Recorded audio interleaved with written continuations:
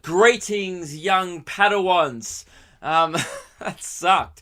Welcome to chapter 61 of Memoirs of a White Guy. I'm not sure about young Padawans, actually.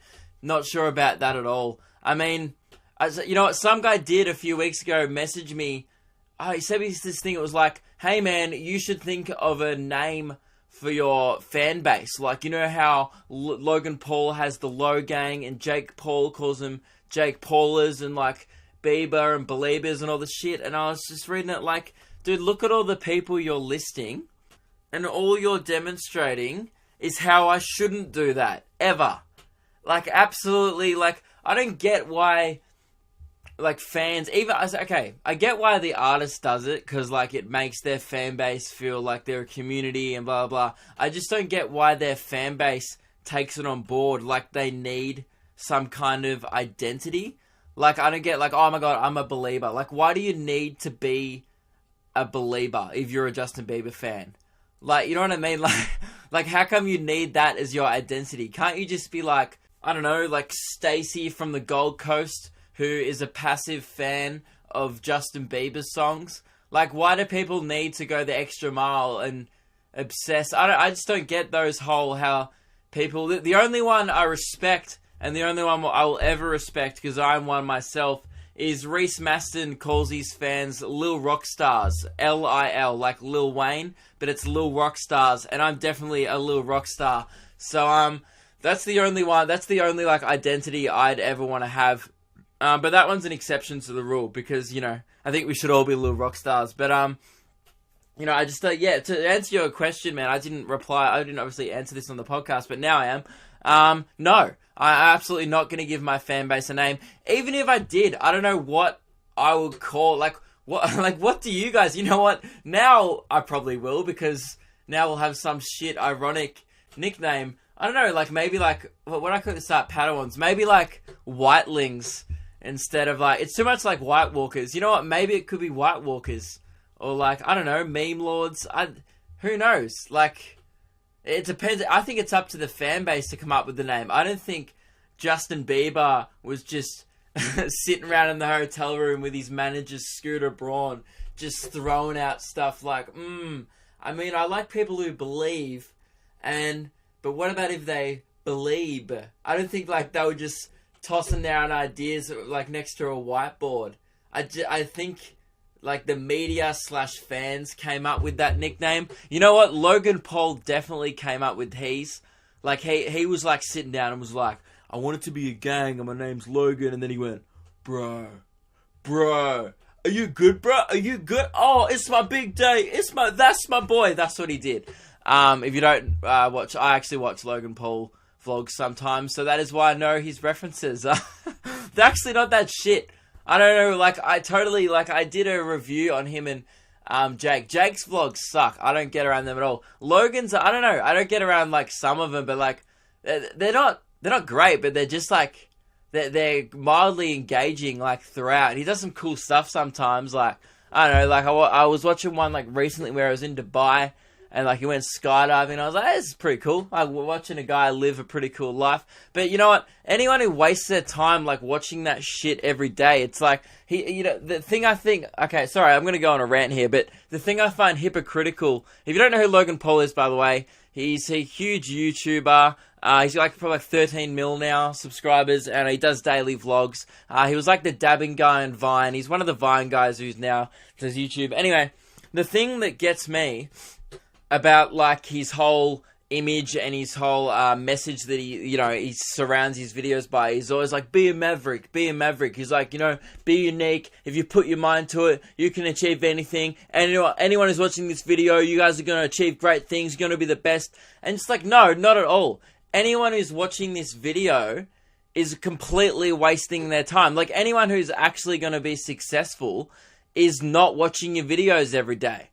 Like, you know what I mean? Like, who has time to sit there and watch 15 minutes of some white dude just show, like, how much money he has? Like, oh, today I bought this. Today I bought grills. Today I bought a Lamborghini. Like, I don't know. I have time for it occasionally, but only when I'm, like, eating.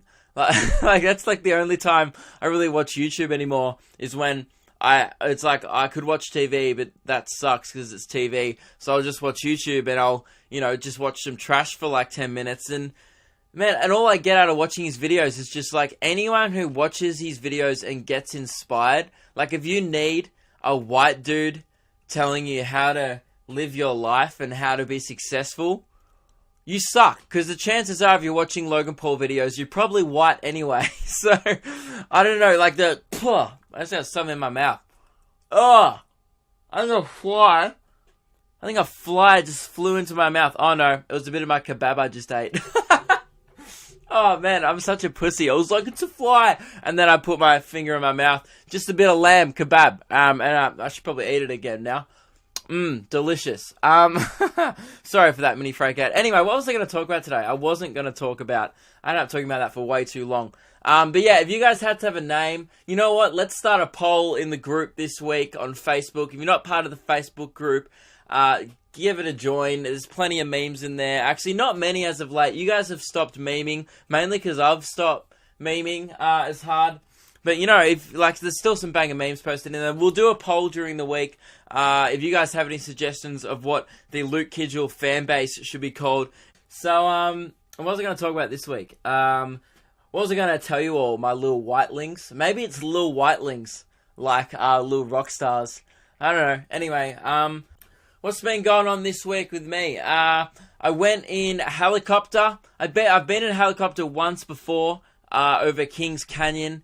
In Central Australia when I was in high school. But me and Emily, I got Emily a helicopter thing as part of her 21st birthday present. Because I'm a baller. Nah, not really. It was just I don't know. I like doing nice things. And also, it was one of those presents where you're you buy it because oh man, Emily will really love this. But also, I also get to go up in the helicopter. It's one of those kind of selfish gifts where I didn't buy it for me because I'd already been in a helicopter, but I was also man, I get something out of this too. I don't know, those gifts can't seem really nice on the surface.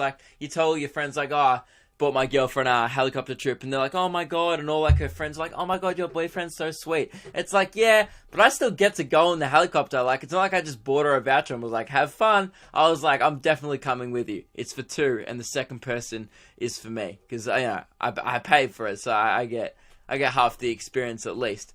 So yeah, that was really fun, and it was a 12-minute helicopter flight over Geelong. Right, so because I could have done one over the CBD in Melbourne, and it was I thought about it. I was imagine standing at the tall, I've stood at the top of Eureka Skydeck before, which is one of the tallest buildings in Melbourne, and you look out and you just see the docklands, cranes, you see polluted water, the shitty Yarra River, and you're just nah. I don't want to see that from above ever again. So I drove an hour and a half from Melbourne to Geelong, and it was awesome. We went over the beach, and you could see from all the way up from a bird's eye view how little there is to do in Geelong.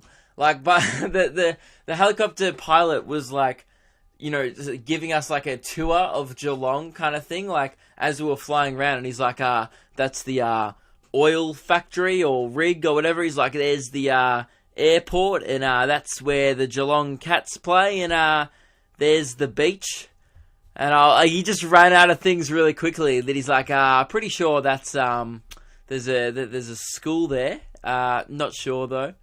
That's the main shops there. You can go get a bite to eat if you want to after, and yeah, guys, that's pretty much Geelong. So it was a 12-minute flight. And it took about 2 minutes to see all of Geelong, because it's Geelong. And then we just, it got to the point where after about 5 minutes, the novelty of being in a helicopter kind of wore off a bit. And then we were just flying around. And I was, trying to make small talk, because, so what happened was, there's a front seat, obviously, and then the guy's who wants to go on the front? And I was obviously, bought it for Emily's 21st birthday. She goes in the front, I'll go in the back, because I'm a gentleman. Chivalry is not dead. Chivalry is half dead, because I bought a gift that was partly for me. But I let her go in the front, and so I was just sitting in the back by myself, and I kind of got pretty bored, pretty quick. It was 6 minutes in to the 12-minute flight, And like we're wearing these little radios, and I was just like, so how many flights you done today? And he was just like, 18, mate. And I was like, that's a lot of flights. He's like, yep. And then I just started making shitty jokes. Like he was just like, oh, there's Avalon Airport, and I'm like, oh yeah, cool. And he's like, got to take my wife home from the airport tonight, so got to go pick her up later on. And I was like, oh yeah, why don't you fly there? And there was just like dead silence, and he just went, yeah, I can't. It's the company helicopter. And I was just like, yeah, cool. And then like it just hit that point of awkwardness where I was like, I'm learning about this guy's wife. Like I don't know this guy at all. I've known him for like 8 minutes. Like and he's just telling me about his wife. So yeah, that's pretty much like it was fun. Like okay, I'm kind of saying it was shit. It was awesome. Like it was super fun, takeoff, landing. But it just hit this one point in the middle of like, all right, we're in a helicopter. It's pretty loud.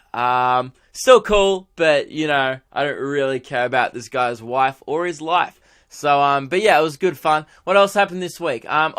Lewis Spears' comedy taping. So Lewis did his comedy special this week. You guys, if you hadn't heard about it, he crowdfunded a comedy special. He raised like $60,000, which is just insane.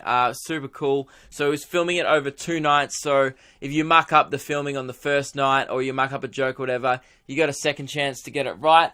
And man, it was awesome. He killed it. Absolutely smashed it both nights. But like Friday was great. And then he just annihilated on the Saturday, and it was awesome. He got a standing ovation both nights. It was very cool. I was like a proud mum, just in the back row, just like, oh, it's my boy. He's doing well, kicking goals. You know, I was at all the big events of Lewis's life. His birth, when he was baptized, his first erection. I've never missed any of them, so it was great to see. It was great to see just him thrive in what he does best, which is dick jokes. And I got to open for him. He was good enough to have me on opening, so I got some stand-up footage film, which you guys will probably see early next year. I'll probably put it out for my tour, purely just because it takes for ages for the people to get it back edited, and the files are huge stuff, so it's going to take a few months. Anyway, I don't know if I'll see the footage for a few months. And all was going well. Friday night show was bang on. Everyone was lovely. The audience was great. And then Saturday, there's always that one fuckwit. You know the one fuckwit you went to school with, and like he was a bit of an outsider, so he like just was belligerently yelling in class to get attention, and like everyone fucking hates him. Like everyone despises him, but the teachers just go, come on. Like it's one of the ones where the teachers try and force you to be friends with that kid, right? Like you know those kids at school, like someone's like, hey, I think I was having some troubles at home, can you, and you're like, fuck no, this kid is the worst thing since the last Airbender movie, okay? That movie sucks shit. It's got like a 4.2 on IMDb or some shit. Okay, so there's no way I'm hanging out with this kid. There's a reason why he has no friends, miss, because he sucks ass and he doesn't shut the fuck up. So are you guys imagining the kid? Right, I just need you to imagine that kid, alright? So I'm on stage Saturday night, and that kid from everyone's childhood was in the fucking front row. And he didn't shut up the whole time. And at the start, right, it was kind of funny, I guess, like, because I was ripped him to shreds. Like, I completely destroyed his life and his soul on stage in front of 300 people, and he didn't get the message. And it was honestly, like, it's okay, here's the thing. Obviously, I was not happy about it. But, so there was a kid in the front, and I walked on stage, and I ripped the, mic out, and a few people yelled Reese Maston and Team Chubby, and I was just like, yeah, those are good references. And then this one kid just yelled, fuck me, daddy. And I just stopped and just went, no, right? Because that is one of the shittest heckles I've ever heard in my entire life. I don't know, he definitely thought it was funny, because again, you got to imagine that kid throughout your whole childhood. He just like halfway through maths, like, fuck me, daddy. And everyone just goes, shut up, I'm trying to learn. He was that kid, right? But it was just like, shut up, we're trying to enjoy a comedy show. So he said that at first, and there was like 3 other 15-year-olds in the crowd. There was probably like 3 other kids like him. So he got like a few laughs of fuck me, daddy. And then I said no, got a round of applause. I shut him down, it was great. And then I got halfway through the first joke, and he just yelled, like belligerently yelled something else. So I stopped, and I looked at him again. And I don't have the audio to show you guys yet, but it was just... So what happened, right? Long story short, he heckled probably like 10 to 15 times throughout my set. I was trying to get my set filmed, right? If you don't know, getting stand-up filmed is incredibly expensive. Lewis spent over $30,000 on this comedy taping, and I was lucky enough. It was one of the biggest opportunities I've ever gotten in stand-up to get 10 minutes each night professionally filmed, so I could put it out on Facebook and YouTube for you guys, because lots of people always go, man, I'd love to, I can't make it to a show, I live in overseas, or I live in rural areas, I'd love to make it, I would love to see a stand-up. And you know what, I was like, yes, this is the perfect time for all these people to get some of my best bits filmed. I can put it online, and people can, hopefully really enjoy it and get a kick out of it. And then, I might sell a few more tickets next year, because people will be like, oh shit, that's really funny, I like this guy, and come. So I was like, great, what a great opportunity for me. It's really expensive, this will never happen again. And I get out there, the Friday night went great, got 10 minutes filmed, absolutely usable. Then I get out there on Saturday, and this one fucking dipshit ruined my entire set. It was completely unusable. He came all the way from Adelaide to my show to completely fucking ruin the night. And I don't want to sound like I was the only one pissed off here. I have never seen Lewis more angry and more disappointed in his life. Like, he almost threw him off, like, the whole night. He was fuming, man. I got off stage, and Lewis was about to punch a wall. Like, and, because, here's the thing, we were on stage, and I kept shutting him down, and it got to the point where I was doing it funny for, like, the first 5 or 6 times, and then it got to the point by the end of the night where everyone was just yelling, like, other people in the crowd were like, shut up, you're ruining the night, and people were just yelling at him to shut up.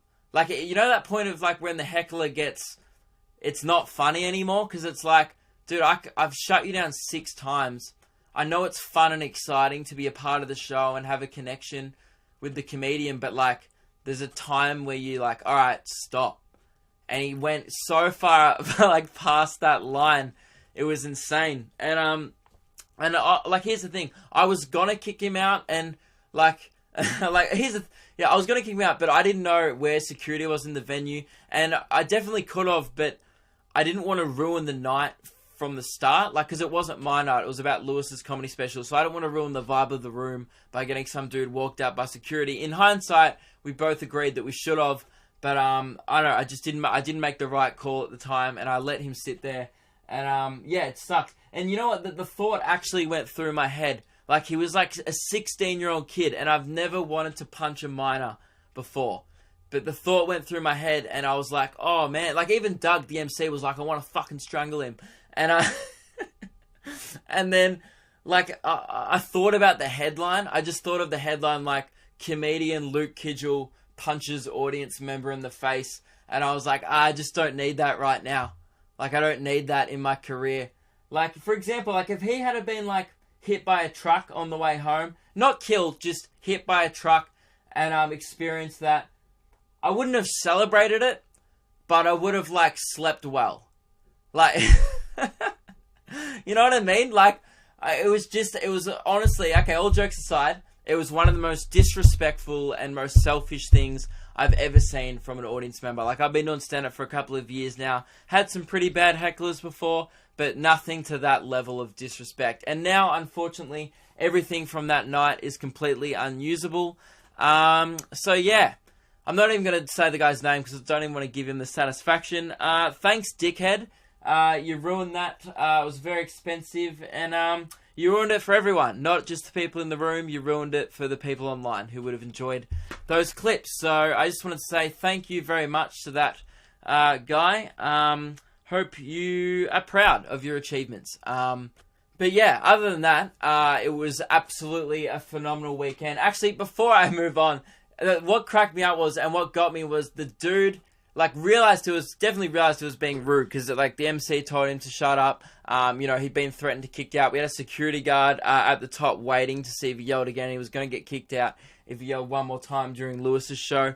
And here's the thing. He didn't even have the balls to come up to me at the end. Like, I meet, as you guys know, if you've ever been to a show before, ever been one of Lewis's, we both meet everyone who comes to the show at the end. We stay around, talk to people, get photos with everyone. I love doing that. It's one of my favorite parts of doing this as a job, is meeting you guys. So I was meeting everyone, and I was kind of like waiting for him to come up to me and like maybe apologize, or, I just want to see what he'd say.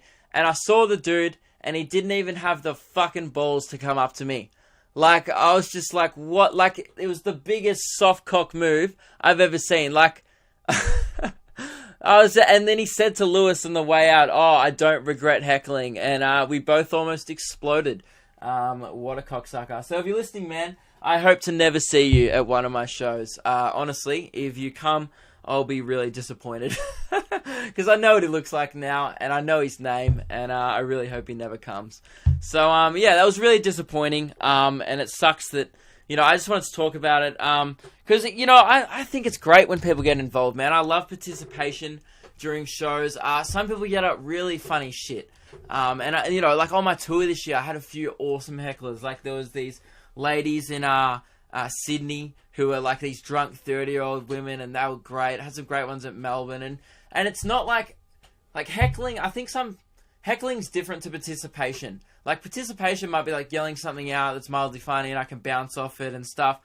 Heckling is like what that guy did. Like, it was the first time I'd ever been properly heckled, which is like someone just belligerently yelling shit that doesn't make sense and interrupting. Like, it just, like, every time I get to a punchline, he'd just be like, ugh, and then everyone would be like, shut the fuck up. Like, 15 people in the crowd would just start yelling at him, and which is also a distraction to me. Like, thank you for those who did, but, like, you know what I mean? When everyone just starts, and it just loses. Anyway, I'm talking about this for too long. I'm giving him way too much, time, where it really deserves fucking none. But, so, that's pretty much, what happened on the weekend. Other than that, though, it was awesome. Was super proud of Lewis. He absolutely nailed it. So when his comedy special, Death Threats Don't Scare Me, comes out, it's only $5 download. Honestly, that is nothing. It's literally just like buying a coffee. Go get Lewis's comedy special. It'll be great, and you'll see some stand-up clips of me online in the next 6 months, because I have no idea how long it's going to take to come out. But anyway, what else do I want to talk about? So this is going to sound weird. I tried sushi for the first time, not ever, for the first time since, grade 3. So, the reason why I don't like sushi, and the reason why I hadn't had it since, is I had a bad experience. It was multicultural food day in grade 3. Had like 3 bits of sushi, decided that seaweed did not agree with me, and munted in the school toilet. And ever since then, I've been on a sushi ban. Just completely omitted sushi out of my life. But, you know what? So Lewis got catering for the whole crew, like all the cameramen and like everyone who was helping with the show. And there was no other like really catering, so I was kind of hungry and I didn't want to leave the venue because it was pretty close to the show. So I was like, oh, fuck, I'll just try this sushi. So obviously I went for the most basic type of sushi, which was chicken teriyaki, which I believe so. I don't know much about sushi, but I think that's about as wide as you can get. So I think I hit the nail on the head with that one. And I was like, okay, it's just rice, man. It's just chicken. The only thing we don't like here is seaweed. And you're like, you know what, man? It's been a long time. It's been probably 15 years. Your taste might have changed. Let's just give this a crack, big guy. So I put it all in my mouth. And it wasn't that bad. But Jesus Christ, sushi is not my thing. It's not great. I'm sorry, guys. I know people are probably raging at me. I know there's like sushi. There's people who like sushi. You're like, dude, fucking sushi's the best. And you're like, yeah, if you don't, people who like it just hate you. It's like, you know, I like donuts, but like, I don't hate people who don't. Oh, actually, yeah, I do. So, that's true, I do. You know what? People who don't like sushi, fair enough. I'm just not into it. I don't know why. Seaweed doesn't agree with me. I don't know who was the guy who, like, picked up shit off the sand on the beach and was like, yummy. I could go for a snack and just put it in his mouth. Like, whoever that guy was desperate. Alright? You were clearly couldn't find like a milk, like a cow, not a milk, a little udder to have a suck on, or you couldn't find any berries on the island, so you went for like seaweed. Like you don't know where that shit's been. Like a shark could have pooped on it. You know what I mean? Like anyway, I don't want to talk about sushi anymore either. So pretty much like the dude at the show was like the sushi of people. That's what I'm trying to say. And the other thing I want to talk about in the podcast this week is you guys know, like, so I talked about it a few weeks ago on the radio. So like in my emails now, I get sent like all the news to my email, but it's like not like news, it's like news.com news. So there's like shitty articles that's just shit, and it always just like blows my mind that I get sent this shit with the expectation that I can talk about it on radio, like on national radio, live on air, and it's always just highly inappropriate shit. Not that the actual news title is highly inappropriate, but just the topic of discussion would get very like rude real quick, which isn't, suitable for radio. Like we have to keep it, between PG. We're in the middle of the day, right? So like, so I thought I'd just start reading out all these things and talking about them on the podcast, because I can say whatever the hell I want here. I'm pretty sure I just called a 16-year-old a full-blown retard before. So I can really say whatever I want. So the first thing that I read, and I was like, this is kind of just strange. It was a headline that read, a man from southeast China reportedly had a padlock stuck in his bladder after inserting it into his penis. And I was just impressed. Like, I read this, and I haven't even, I gotta Google. I need to see the x-ray picture now. I gotta see a picture of him shoving in. I don't know, I gotta see something. I'm looking at the x-ray right now. Oh, it's a very small padlock. But dude, like, oh wait, sorry, the news story has come up. I'm looking at it now. These dick holes not that big. You know what I mean? Like, no one's dick hole. Who's got a padlock-sized dick hole? That's what I'm saying. Like, that's just impressive. Like, I don't know, I think it was supposed to be horrifying and shocking, but I was just like, man, bravo. Like, that's a headline that I'd want written about me. That one would be good. Like, comedian Luke Kidgell manages to shove padlock up dick hole. Man, that is like national hero, riots in the street as people celebrate such an achievement. That is an absolute impressive feat. So well done to the man from Southeast China. And like, how would I talk about that on radio? Like, this is Luke and Lewis for lunch on Triple M Modern Digital. So Lewis, as a guy from China had a padlock in his dick hole. Discuss. And Lewis was like, oh yeah, mate, we've got to keep it PG. So, hey, the man actually shoved a padlock up his wee-wee. No, that is like proper MA content. Like, you can't discuss that without hype, like without speculation of, did he open his dick hole like with some tweezers? Like, did he fish it open? Or I know this is quite graphic for you guys who are listening, but I mean, it's not like he swallowed a padlock and then got it on his stomach. It's in his bladder because he shoved it up his penis. That's just, I don't know. I've read that headline this morning, and it's all I've been thinking about all day. Is like, I went and peed, and I was just looking down like, man, that is not enough room for a padlock. And I don't want to be racist at all, but like, Chinese guys aren't exactly known for their Planet of the Apes-sized dicks. Like, no one's ever like, oh, look at the girth on that ninja. Like, no, they're not exactly, they're not packing heat down there, those guys. So to fit a padlock up it is just absolutely phenomenal. So, yeah, that's that news story. Congratulations, man. Hopefully someone in Southeast China who listens to this podcast can pass it on. I don't think my Mandarin listenership is very high yet. I'd probably have to... It's probably due to the fact that I have never spoken in Mandarin on this podcast. That would be why my listenership is a bit down at the moment. But man, wait till I start and everyone in Southeast China is going to be listening to Memoirs of a White Guy and shoving padlocks up their dick, because that's just what they like to do. The Chinese. So, And also they like to dominate the world in sport, economics, and pretty much fucking everything. So, just those things. That's what China are good at.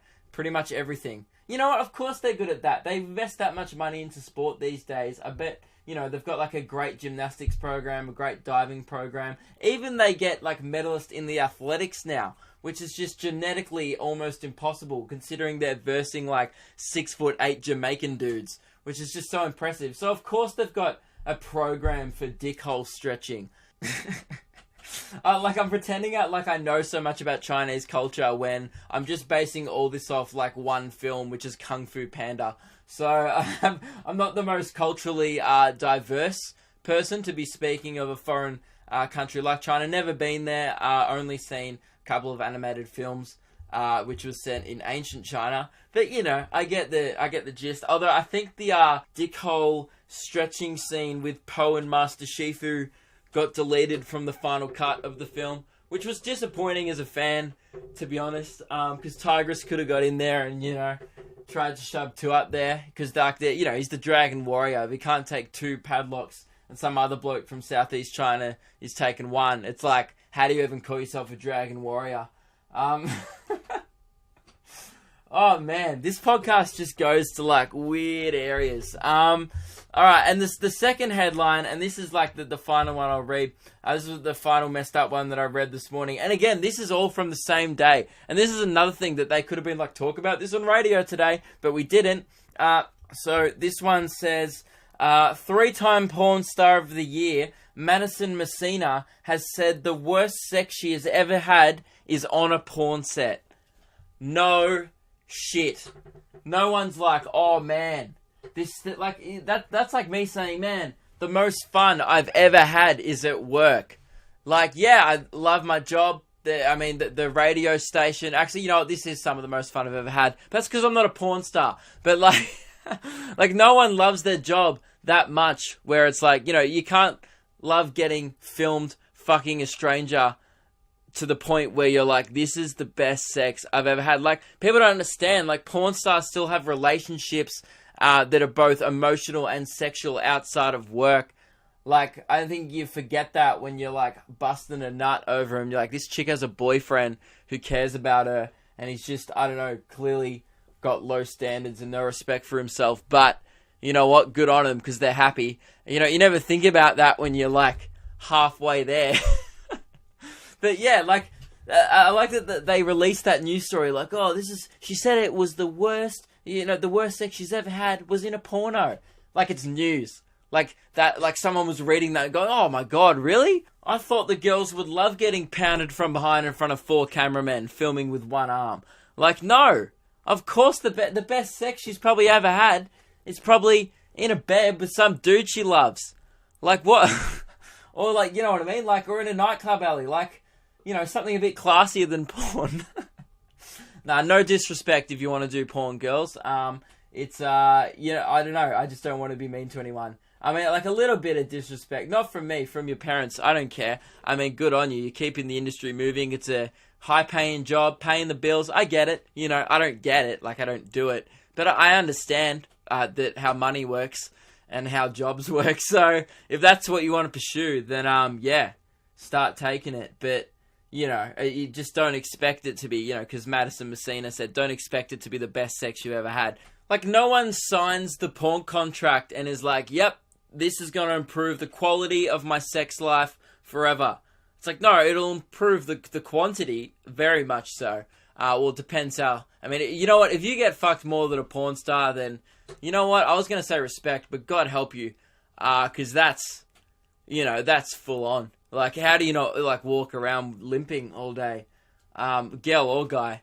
Like, it's just impressive. But, yeah, anyway, like, the point is, these news stories I get sent every day, I mean, one of them was very surprising. Padlock up a dick hole, bravo. But, you know, worst sex she's ever had is on a porn set. Just absolutely thank you for that riveting journalism. Mind-blowing. In other news, that guy who heckled my show on Saturday has no mates. It's like, no shit. You know, you don't have to report it. It's just a fact. So, yeah, I thought that was funny. I'm going to answer a few questions, and then I'm going to head off to a gig. So, few questions. Okay, this one's just an email. I don't think it's a question. It's from Kayla.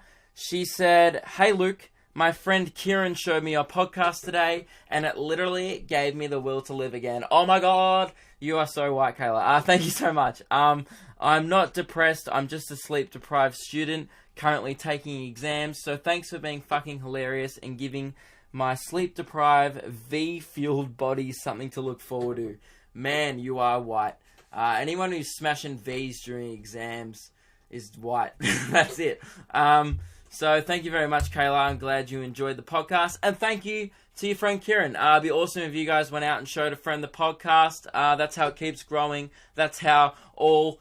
Wait, what do I call you guys again? That's how all my little whitelings, that's how the white fam grows bigger. We really got to do that vote during the week as to what my fan base name should be. Alright, so the next one is, "Hey mate, new listener of yours, loving your shit so far. If you read this out, call me James or some anonymous name like that.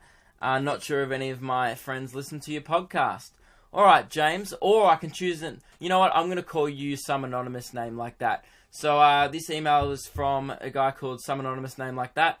"I'm 19 and from New Zealand, but I'm currently living in the United States as an international student," which is pretty awesome. That's very cool, man. Well done to you. "You might look down at our accent, but it's godsend here."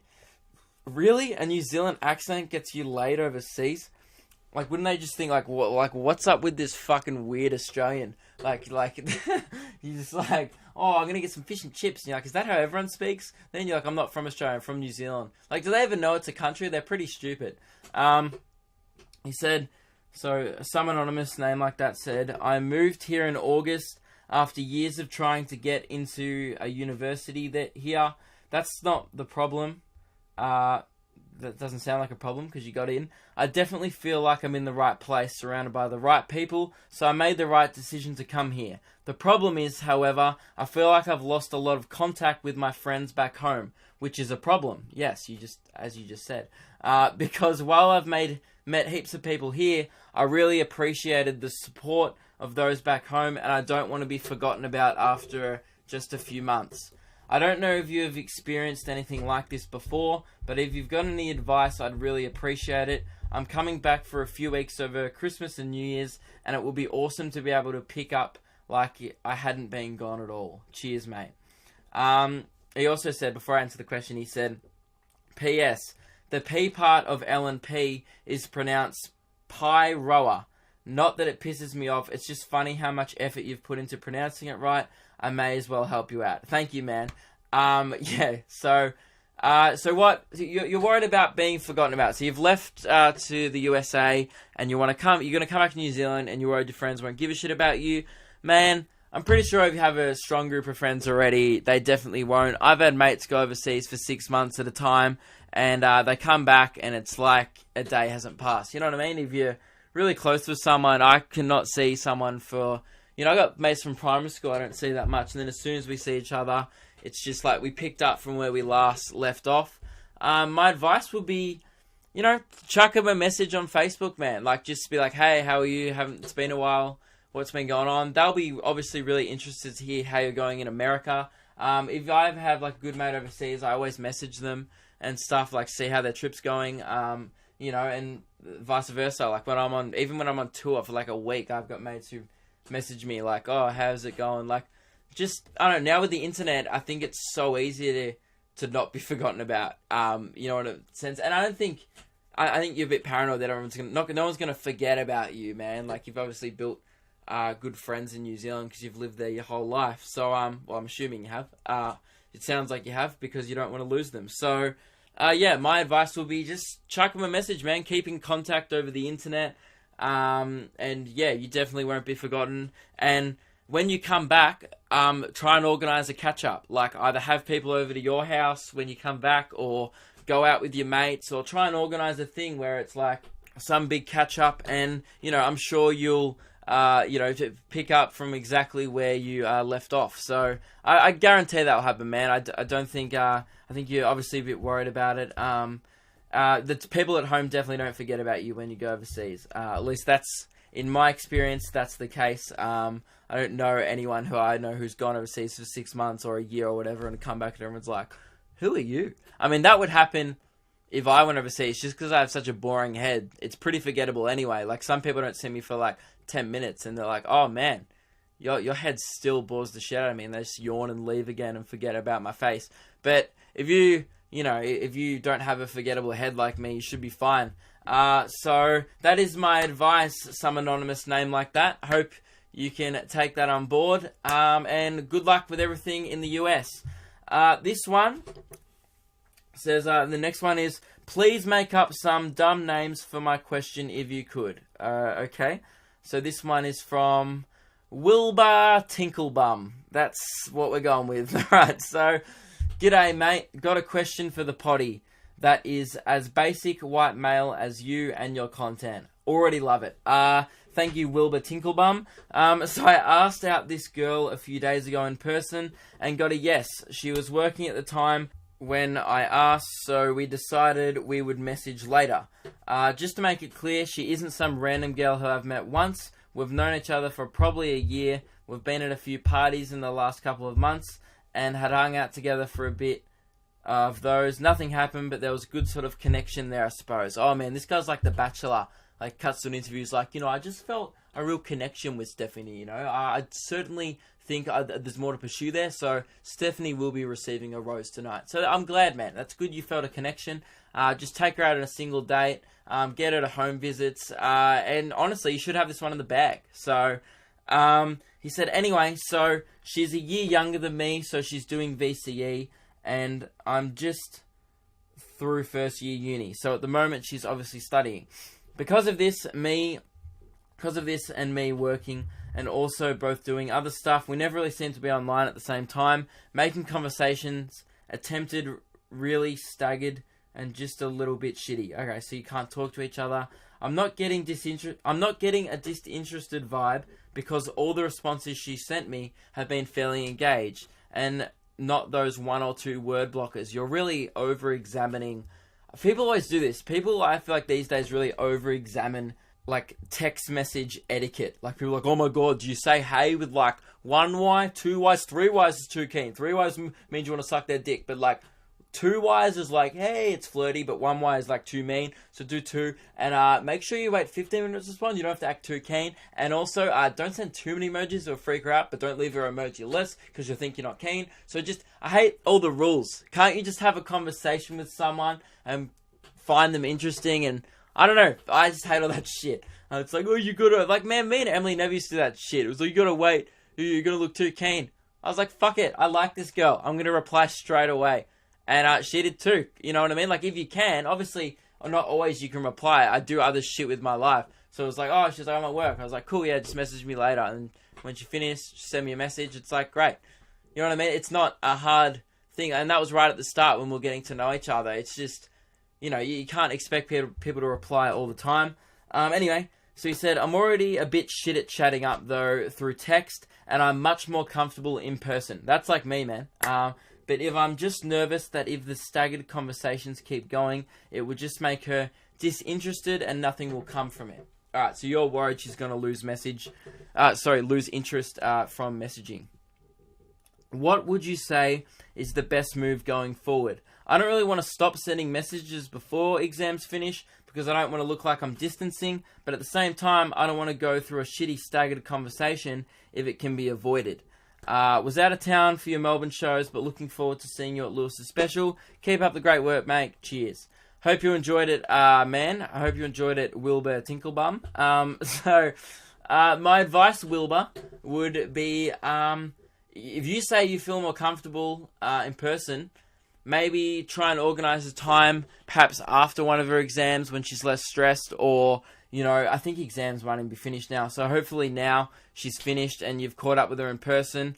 I pretty much just wait it out till she finishes studying, because obviously that's very important, and that's why she's been messaging you all staggering and all throughout the day at different times. So she's obviously been very focused on that. I don't think it's anything to do with you, because she clearly likes you, because you asked her out at work, which would be kind of annoying, and she still said yes. So I think that means she's definitely interested, even though your name's Wilbur Tinklebum. If a guy called Wilbur Tinklebum came in and asked me out, I'd be like, change your name and then we'll talk. But you know what, man? You must be an absolute catch. Because if you can pick up with a last name like Tinklebum, goddamn, son, I want your moves.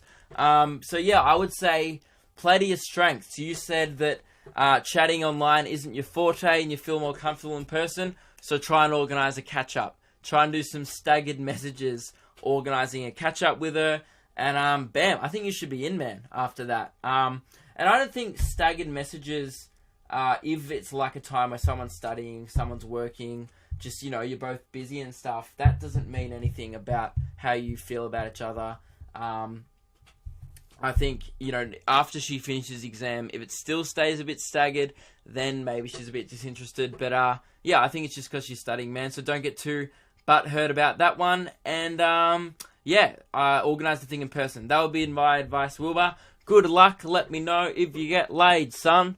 What's the time? Alright, 46 minutes. I should probably... Alright, I'll answer one more, and then I've got to go, guys. Send me more. I think I'm out of emails now. I'll answer this one. Send me more questions, life advice, whatever, during the week. It's good fun answering these. So, and you know what? I'm always happy to bloody help. So, this one is from Nick. He said, "G'day, it's Nick again, your best mate." See, when people start emails like this, it's like, dude, I have no idea what you're referencing. I don't remember. If someone can remind me, or even Nick, can you remind me what exchanges we've had in the past? Like, what? Like, what do you mean? It's Nick. See, some people, they message me like I know who they are. It's like, dude, your name's Nick. I don't know. So I'm assuming I bagged him out one time on this podcast because he said your best mate. So I'm sorry if I did. It was probably well deserved. He said, nah, I actually have a question. I've been doing a podcast with mates for a while and started doing solo episodes. When I do solo episodes, I usually get a sore throat afterwards or have a damaged voice. Do you get this doing your podcast or stand-up comedy? Is there a method that you use to make your voice as silky as it is? Dude, my voice sucks, man. This is the least silkiest voice in the podcast game. You guys listen to like a whiny white dude, like, talk about his problems in a high-pitched voice. That's really annoying all the time. So I don't know how you guys put up with that. Are you just so loose you don't even give a shit that your throat feels like someone set fire to Hell's Kitchen? Thank you for your quality content on this podcast. I won't mention my podcast because that's dog advertising and no one came here for this. Oh, what a legend. I wouldn't have cared if you did. I would have plugged it. But, lol, you know what? It would be genius if his podcast was called Dog Advertising. And, you know, then everyone would go, you know, that's genius if it was subtle. But, anyway, thank you for the good content. Sorry for the essay. Dude, that was nothing compared to Wilbur Tinklebum. Alright, that was almost the intro of old Tinklebum's essay. How do I not lose my voice? I don't know. I just don't yell. Like, I talk for, like, 50 minutes to an hour, but, like, I mean, I yell, like, at some things. Like, I guess I talk in a projected voice. Like, I don't usually talk like this one-on-one to someone because that would freak them out. If I was like, hey, man, welcome to this conversation. Welcome to chapter 51 of Handshakes with a white guy. Hey, like, it'd be weird if I did that in person, but, I don't know, man. I just don't... I do get sore throat sometimes, like, because I do radio during the day, speak to people all day, have meetings, and then now do this Monday night. And right now, I guess if I did this for another half an hour, 40 minutes, I'd probably start to get a bit of a sore throat. But I know you just manage it, man. Don't talk to people as much. And just don't yell. Just project your voice without yelling. I guess that's a skill. You must be really screaming on your podcast. Like, unless your podcast is like a Slipknot, Screamo, like, type theme podcast where you have to, like, sing heavy metal songs. I don't know why you're screaming so much. So, anyway, that would be my advice. And to answer your question, no, I don't really get a sore throat. And especially not from stand-up comedy. Unless I'm sick. If I'm sick, you guys hear this podcast and it's like, it sucks. So, anyway, good luck with your solo podcast, man. And stop yelling, because that means you won't get a sore throat afterwards. You must have the raspiest voice if your throat feels like someone set fire to Hell's Kitchen. Man, is that a reference to a TV show, like a cooking show? Or like the actual kitchen that Satan cooks his pancakes in? You know, like what? Anyway. I don't know what you're referencing there, but cool. That is the end of the podcast, guys. Thank you guys for listening. I'd love it if you told a friend. All I gotta say is join the Low Gang, like, comment, and subscribe. Be a maverick. Be a little whiteling. Just peace, homies. Peace out.